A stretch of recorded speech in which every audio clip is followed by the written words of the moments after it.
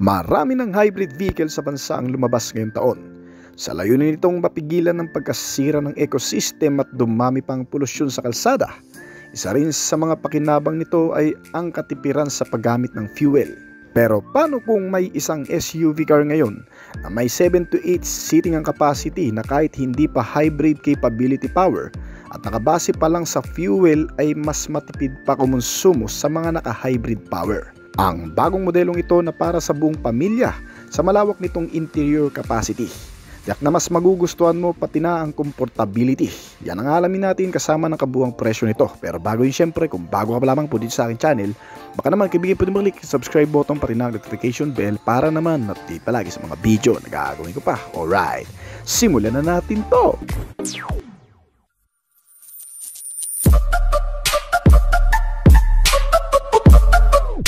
Kung talagang mas gusto mo ng safe at maluwag na sasakyan, ang video nito ay para sa iyo.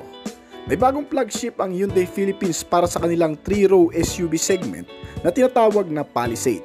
Ito ay ang isa sa pinakamalawak at pinakaligtas na modelo ngayon ng Hyundai na dinala sa bansa nitong mga nakarang taon lang. Ang Hyundai Palisade ay kabilang sa kategorya ng isang premium na mid-size SUV na magagamit ng kahit na sino sa kahit saang lakad man. At ang modelong ito ay ilagyan din ng maraming gamit na talagang kailangan sa bawat pagsakay, gaya ng maluwag na espasyo ng mga kargamento at maluwag din na space for passenger na hanggang sa 8 upuan at iba pang mga kagamitan sa loob na makatutulong para sa mga naghahanap ng convenient at komportableng pagsakay. At sa labas nito, makikita ang harapan na bahagi na may malaking presensya at nakakamanghang itsura sa kalsada, lalo na sa restyled cascading front grille na nag-highlight sa buong volume ng over fender at muscular stance. Binibigyan din ito ang mga naka-slim LED headlight at nakahiwalay na ilaw sa harap para sa daytime running lights, indicator at fog lamp. Kaya mas malawak ang visibility nito lalo na sa madidilim na kondisyon. Ang magandang aerodynamics ay nakuha rin ng modelong ito sa pamamagitan ng mga particular na disenyo, kabilang ang A-pillar, mga garnish at spoiler sa likuran, at dalawang mahahabang roof railing sa itaas. Bagay na bagay din ang color combination sa mga chrome garnish molding na nakakabit sa mga window glass nito. Pagdating naman sa interior nito, ang 8-seater SUV ng Hyundai na Palisade ay nilagyan ng Napa leather quilted seats na may makinis na wooden grain trim sa wraparound interior design nito. Ang mga naka-ventilated na upuan sa second row seats ay sobrang high-tech na rin.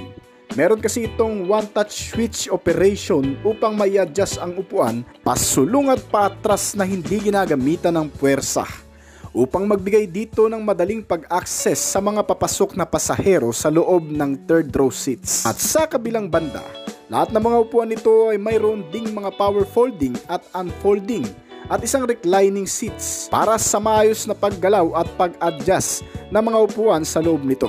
Kaya kahit nakaupo ka na lang at papindot-pindot ay maia-adjust mo ng maayos itong mga upuan. Bukod pa dyan, ang bawat sitting row ay mayroon ding mga USB outlet para sa mas komportableng pagsakay ng mga pasahero.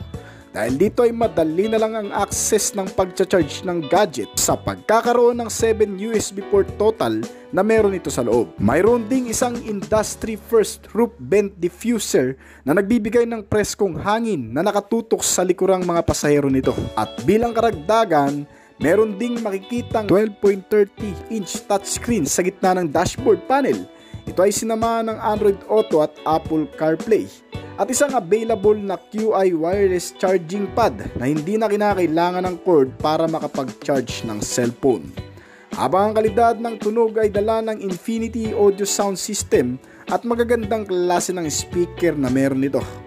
Ang isa pang maganap na digital screen ay makikita mo rin sa likod ng manubela nito, ang meter panel gauge, na may sukat na 12.3 inch TFT center instrument cluster na mayroong iba't ibang view mode information tungkol sa pagmamaneho, gaya ng fuel gauge, clock, speedometer at marami pa. Mga readout na patungkol sa mga pagmamaneho. At ang isang multifunctional steering wheel na nakakonect lahat karamihan ng function mula sa mga switch nito. Dito ay makokontrol mo ng maayos ang sounds, galaw ng ibang mga sistema, headlight, horn at marami pang iba. Mayroong isang available na head-up display o HUD at isang blind view monitor na tumutugon sa mga blind spot indicator at para sa maayos na pagmamaneho ng driver. Ang buton nito ay nasa manubela na rin. Nag-aalok din itong bagong Hyundai Palisade ng ilang advanced na teknolohiya sa kaligtasan bilang pamantayan sa safety ride condition nito. Kabilang ang forward collision avoidance assist na tumutulong sa pagdetect at pagsubaybay sa mga sasakyan na nasa unahan na sinusuportahan ng blind spot collision. Ito yung kapag biglang huminto ang sasakyan sa harap ay pahihintuin din itong sasakyan para hindi magkabanggaan.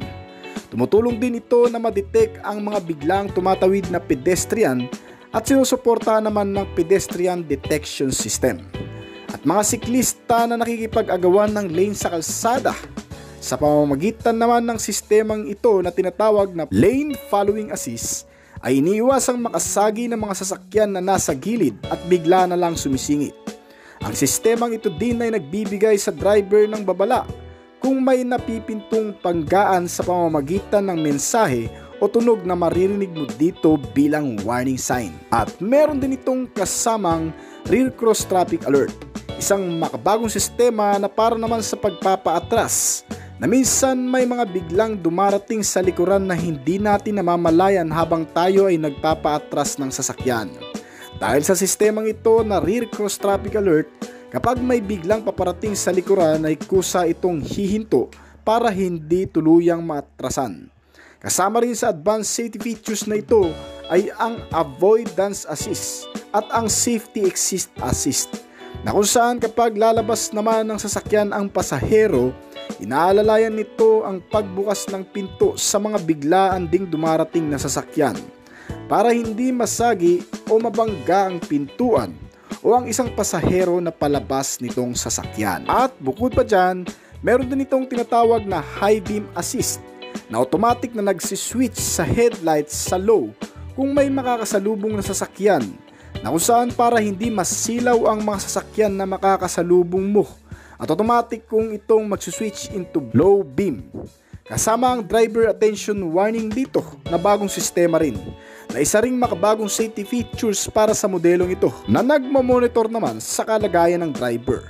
Nasa-sense kasi nito kung inaantok, lasing na o kaya naman inaatake na sa puso ang driver at nawawala na sa maayos na pagmamaneho.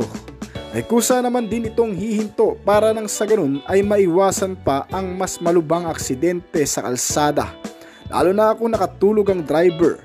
Ganyan kalupit ang bagong modelong ito, kaya talagang magugustuhan mo. Bukod pa dyan, sa sobrang daming mga safety features nito, ay talagang makakampante ka sa kahit anong lugar, kondisyon ng mga kalsada na dadaanan o sa kahit sa masamang panahon mo man ito maibiyahe. Pangkaragdagan pa sa safety features nito ay ang Smart Cruise Control na may stop and go. Dahil dito ay gagaang naman ang pagmamaneho, lalo na sa malalayong lugar. Kasi kahit hindi mo natapakan ang accelerator o ang gasolina, automatic pa rin itong aandar sa pamamagitan ng cruise control system nito, na nakabase lang din sa mga sasakyan na nasa unahan. Ang takbo at bilis nito, kung babagal ang nasa harap, ito rin ay babagal. Kung bibilis ang nasa harap, ito rin naman ay bibilis. Ilan naman sa mga karaniwang safety features pa nito ay ang pagkakaroon ng 7 airbags sa kada side ng mga pasahero ay talagang ligtas na, lalo na sa mga maselang parte ng bahagi ng katawan ng tao ay mapoprotektahan ito. Dalawahan sa harap, dalawahan sa gilid na tuhod ng driver at mayroong rollover sensing full length na side curtain airbag para sa mas protektadong paggalaw. Ang parking brake naman nito ay electronically automatic na rin. At may safety features din na para sa pagpapark, gaya ng parking sensor sa front and rear at may mga kasamang camera for better parking assistant, lalo na kung baguhan ka pa lamang mag-drive nito. Isa pa, sinamahan na rin ito ng 360 camera para kitang-kita ang buong palibot nitong sasakyan. Kahit nasa loob ka, meron itong mga crash sensor, front and side impact beams, mga seat belts sa kada upuan, at isang ISO fixed child para sa safety ng mga baby. Sinamahan na rin ito ng anti-lock braking system at electronic brake distributor na sinusuporta naman ng brake assist na para naman sa mga biglang pagpipreno at para na rin mapalakas ang puwersa ng pagbe-brake. Kaya ano pa nga ba ang hahanapin mo sa modelong ito kung narito na lahat karamihan ng mga safety features na hinahanap mo? Maging pati sa mga security features ay kumpleto na rin ito para hindi manakaw, mapaandar, mabuksan o makarnap ng mga magtatangka dito. Meron itong power door lock upang mapatibay ang pagkasara ng hindi basta-bastang mabubuksan ang mga pintuan. With central locking na rin, engine immobilizer para naman hindi mapastart ang makina kung wala ang mismong susi nito. Kasama na rin dito ang anti-theft alarm na tutunog kapag nasagi at anti-theft device para mas mabilis malocate kung nasaan na. Pagdating naman sa makina, ang mill nitong Hyundai Palisade ay pinapagana ng 2.2-liter diesel engine, 4-cylinder 16-valve, naka-dual overhead camshaft at may fuel supply system na CRDI. Ito ay nakakonekta din sa isang transmission na automatic, all-wheel drive at may 8-speed variable gear shifting na gumagawa ng lakas na 190 horsepower sa kada 3,800 revolution per minute at 440 Nm ng torque naman sa kada 1,750 to 2,750 RPM. Ang average top speed daw ng modelong ito ay umaabot ng 170 km/h at may fuel tank capacity na 75 liters. Talagang malaki na yan, lalo na kapag nalaman mo ang fuel consumption nito na nakakagulat din dahil kaya nitong umubos ng 1 litro sa loob ng 24 kilometro na takbo nito. Pagdating naman sa iba pang mga bagay, kaya ng steering wheel na nilagyan ng power steering type, naka-tilt-in telescopic ang steering column at the adjustable. Ginamitan din ito ng rack and pinion para hindi nagwiwigil ang manubela pag biglang may dadaan sa malulubat o mga pakurbadang kalsada. Pagdating naman sa chassis and suspensions, sa laki ng kaha nito, ang dapat mong pagtutuunan din ng pansin ay kung gaano nga ba kaganda ang suspensions nito. Mas maganda kung compatible sa body at mas kaya nitong dalhin. Dahil hindi ka rin naman magsisisi dahil ang inilagay na suspensions dito ay ginamitan ng MacPherson strut sa front at rear suspension na multi-link na kahit sa mga paahon na kalsada, malulubak at kahit may mga kargang mabibigat ay kakayanin. May daan mo man ito ng bigla sa mga pakurbada ay talagang solid ang laro at bounce ng mga suspensions nito. Gaya ng shock absorber na may malalaking coil spring. Para hindi ganun katagtag, ang mga brakes nito ay talagang makakapit na rin. Nilagyan din kasi ng parehong naka-disc type sa front and rear na braking system.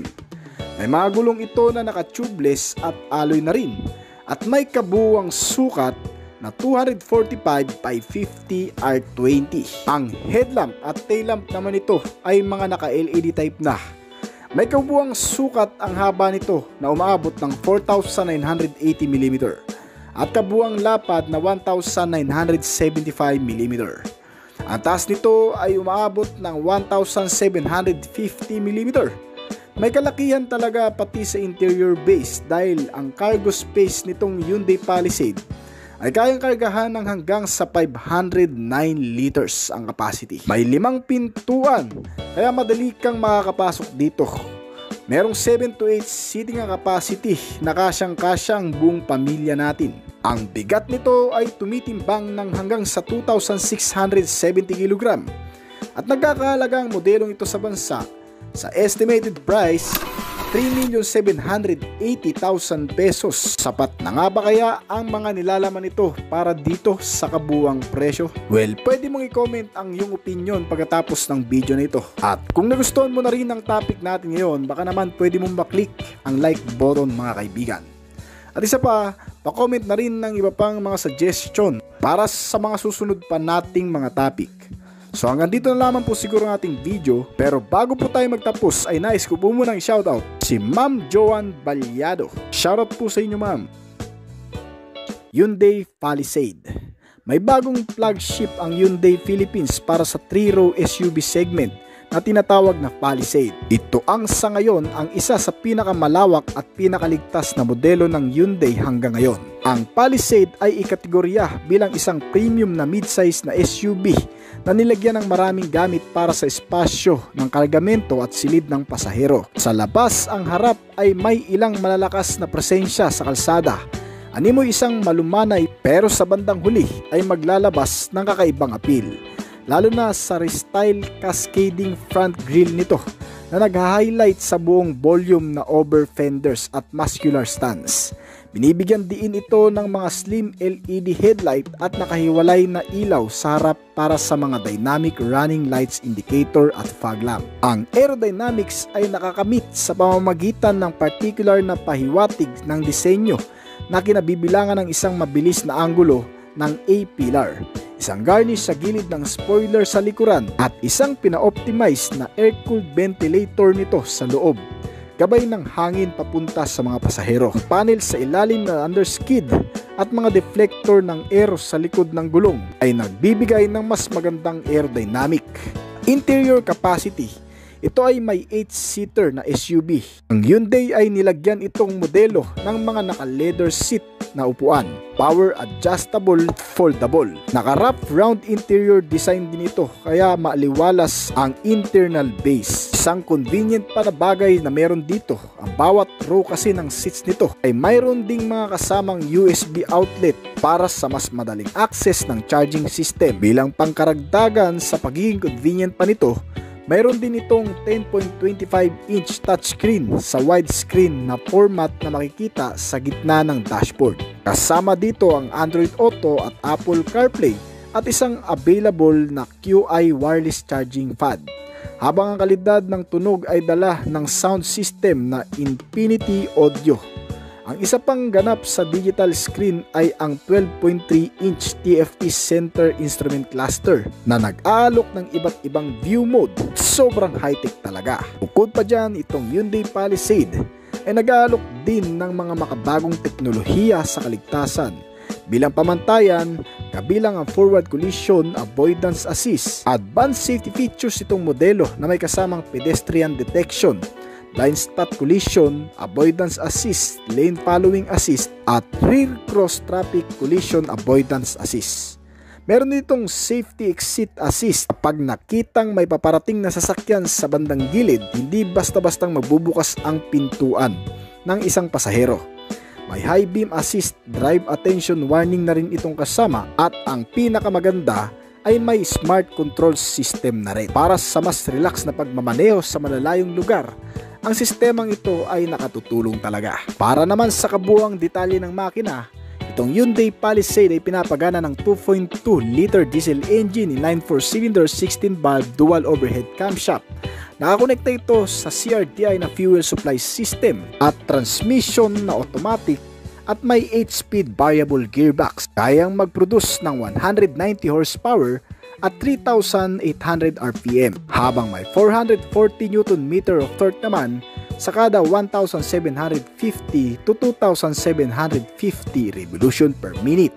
Ang bilis nitong modelo ay gumagawa ng hanggang sa 185 to 190 km per hour, habang ang fuel consumption naman ito ay nasa 14 km per liter. Ang iba pang bahagi nitong modelo ay ginamitan ng matitibay at mapagkakatiwalaang mga suspensions. Sa front ay naka MacPherson strut, habang ang rear suspension naman nito ay naka multi-link shock absorber. Ang bawat gulong sa front and rear ay may brake na pare-parehong naka disc type. May mga sukat ang gulong nito na 245 by 50 R20. Para sa kasalukuyang presyo, ito ay nagkakahalaga sa bansa ng 3,780,000 pesos.